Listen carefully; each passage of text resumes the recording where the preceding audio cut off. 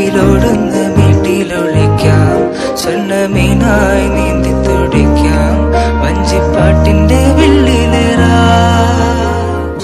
കണ്ണാടം പൊത്തിക്കളിക്കാം, മണ്ഡപം ചുട്ടു വിളമ്പാം, ചക്കരമാവിൻ ചൂട്ടിൽ കൊത്തങ്ങൾ ആടാമെന്നും കാലിലകൾ നാമം ചൊല്ലും അമ്പലം കാണാം.